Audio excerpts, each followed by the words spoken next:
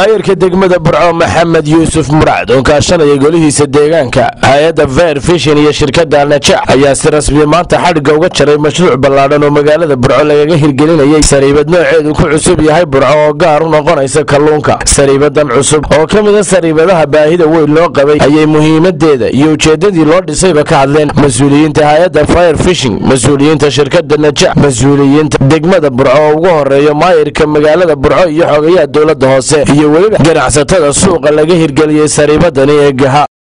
runtii markii aanu Fair Fishing bilownay oo shaqadan hawlgelinay de kalluunka berbera soo maray aad buu yaraa. maantana bishii waxa lagu xisaabtamaa 100 tan inay soo maraan stationka berbera. 100 tan hadii kiilogii $5 la siiyo $500,000 bishii. marka wax qabadka Fair Fishing waa wax la taaban karo, waa wax la arki karo. waa aad iyo aad waxaan ugu faraxsanahay aniga iyo Fair Fishing teamkayga xagga Denmark jooga in maanta wixii aanu hindisnay 7 sano ka hor inay maanta reality tahay. 29 baan waxaan istaadhay laash noobiyada berbere dhinaceeda ayaan ku xidhay. waa garanaya 162 kiilo ayaan ku soo saaray saacad gudaheed. waxa la inoo furay kalluunkii badda la inoo furay si aynu hilibka jaban u isticmaalo oo u cunno oo u barano oo borotiinka caruurta ugu korino. weliga waxay luugsanaynaa xabad kalluun oo daasad ku jirta oo dabada laga keenay.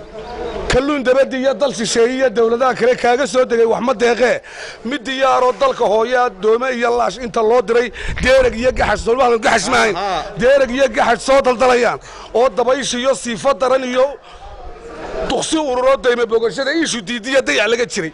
construction ciidii nagala qayb qaadatay back up ka noo ahayd nacaawinaysay nala shaqaysay oo ugu horeeyo gudoomiyaha degmada Burco Maxamed Murad. intii halkan xafladda aynu bilaabaynay Yuusuf wuxuu igu yiri quruxda aad sheegaysid waa lagaga fadhiyaa.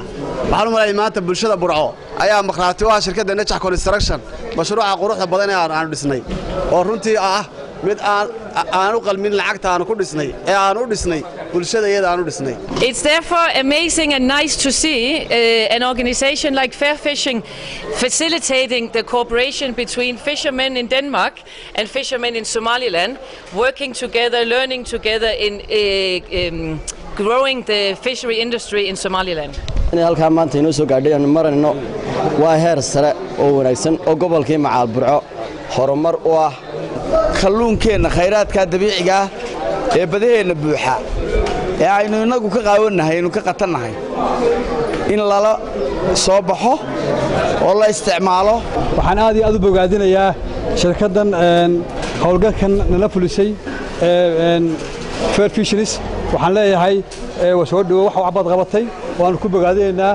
awaankan runtii waa kawaan casri ah annaguna runtii sidaanu halkan dhulka u siinay ma aha tanuun meel kasta ama cid kastoo Burco maal gashanaysa ama Burco wax ku soo kordhinaysa annagu diyaar baan u nahay haddaan nahay maamulkii dawladda hoose iyo goliga deegaankaba. maalintaan bilaabaynay halkan ayaanu jeexaynay dhibaato badan baa naga soo martay. wax buu ku sheegay qaar baa la hawaleeyay maantana waa la arkayaa ilaahay subxaanahu wa ta'aala wixii aanu wadnay inuu wax sax aha. shirkadda Najax ayaan ka tagin ayadana waan u mahadcelinaynaa dhismahan quruxda badan ee ay dhistay. kalluunka waxa loo baahan yahay maalin walba inaan hilib geel iyo hilib ari doonine inaynu kalluunkaana isticmaalno oo caruurteena siinana waa loo baahan yahay. oo dhismo dawladeed shicib ma laha taa iminka hilibka lagu iibinayo iyo iyadu waa isku mid. dadka qaar baa waxa deeran ka maqlayay Fair Fishing baa meeshan la hooyada kalluun ku iibsanaysa waa dhismo dawladeed. Fair Fishing hadday doonayso inay leedahay Burco ka dhisan lahayd. waa deeq laynoo huray weeye. sariibadii ugu horeysay ee nooceeda ah ee laga hirgeliyo magaalada Burco ee xarunta gobolka Togdheer. Mustafa Cismaan, magaalo warbaahinta qaranka Soomaaliland, magaalada Burco.